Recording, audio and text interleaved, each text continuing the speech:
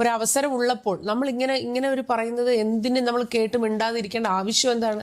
അപ്പൊ അതിന് ഞങ്ങൾക്കറിയാവുന്ന കാര്യങ്ങൾ പറയണം എന്നുള്ളത്, അല്ലാതെ അവരെടുത്ത് തർക്കിച്ച് തോപ്പിക്കാനോ അല്ലെങ്കിൽ നമുക്ക് തർക്കിച്ച് ജയിക്കാനോ അങ്ങനെയുള്ള യാതൊരു കാര്യം ഉദ്ദേശം ഇവിടെ ഇല്ല. ഇപ്പൊ അവരെൻ്റെ അടുത്ത് സംസാരിച്ചപ്പോൾ പറഞ്ഞു, ഇപ്പൊ നിങ്ങൾ പറയുന്നത് കേട്ട് അവരതെടുത്ത് പ്രതികരിക്കും, അങ്ങനെ ഇത് വീണ്ടും മോശമായ രീതിയിലാവുന്നു. പക്ഷെ എനിക്ക് മനസ്സിലായിട്ടുള്ള ഒരു കാര്യം എന്താണെന്നറിയോ, ആശ്രമത്തില് ഒരുപാട് പേര് കുറെ പേര് കണ്ടില്ല എന്ന് നടിക്കുന്നവരുണ്ട്, അല്ലെങ്കിൽ ഇതൊന്നും ഞങ്ങളുടെ ആവശ്യമല്ല എന്ന് ചിന്തിച്ച് നടക്കുന്നവരുണ്ട്.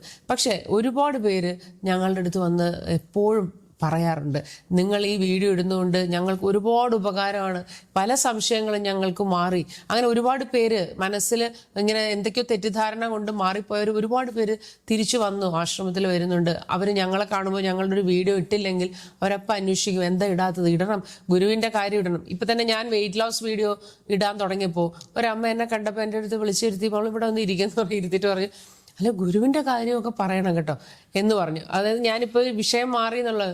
അപ്പോൾ ഞാൻ കാര്യം പറഞ്ഞപ്പോൾ അല്ല ഇത് വേണം, ആളുകൾക്ക് ഉപകാരപ്പെട്ട കാര്യമാണ്, അത് വേണം, പക്ഷെ നമ്മൾ ഗുരുവിൻ്റെ കാര്യം നമ്മൾ വിട്ടുകളയരുത്. അങ്ങനെ പറയുന്ന എത്രയോ ആൾക്കാരുണ്ടെന്ന് അറിയാമോ? അപ്പോൾ അവർക്കെല്ലാം അത് ഉപകാരപ്പെടുന്നു എന്ന് മനസ്സിലാവുമ്പോഴാണ് നമ്മളത് വീണ്ടും നമുക്കത് ഇടാനുള്ള ഒരു പ്രചോദനം ഉണ്ടാവുന്നത്.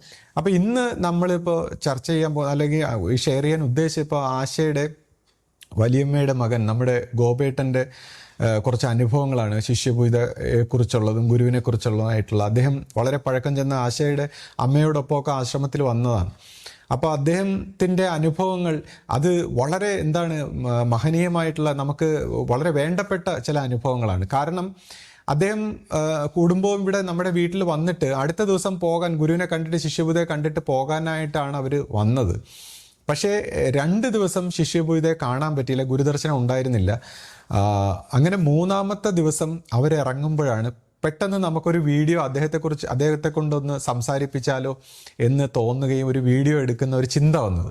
സത്യം പറഞ്ഞാൽ അതൊരു നല്ല കാര്യമായി എന്ന് വേണം കരുതാൻ. കാരണം ആ വീഡിയോയിലൂടെ അദ്ദേഹം പറഞ്ഞ ചില അനുഭവങ്ങൾ, ഇപ്പോൾ ചില വ്യക്തികൾ ഇപ്പോൾ ഗുരുവിനെക്കുറിച്ചോ അല്ലെങ്കിൽ ശിഷ്യപൂജയെക്കുറിച്ചൊക്കെ വളരെ മോശമായിട്ട് പറയുമ്പോൾ ദൈവം തന്നെ അല്ലെങ്കിൽ ഗുരു തന്നെ നമുക്കൊരു സ്ക്രിപ്റ്റ് തയ്യാറാക്കി തരുന്ന പോലെ നമുക്ക് തോന്നി. കാര്യം അദ്ദേഹം അതിന് നേരെ വിരുദ്ധമായി ഒരു പഴക്കം ചെന്ന വിശ്വാസിയാണ്, അദ്ദേഹം സ്വന്തം അനുഭവങ്ങൾ പറയുകയാണ്. അപ്പോൾ ദൈവം ഈ ഒരു തിരക്കഥ രചിക്കുകയാണോ എന്ന് എനിക്ക് തോന്നിപ്പോയാണ്. കാരണം ആ വീഡിയോ എടുത്തതിന് ശേഷവും ഞാൻ പറഞ്ഞു, ആശ കുറച്ചൊരു ഗ്യാപ്പിന് ശേഷം നമുക്ക് ഇടാം.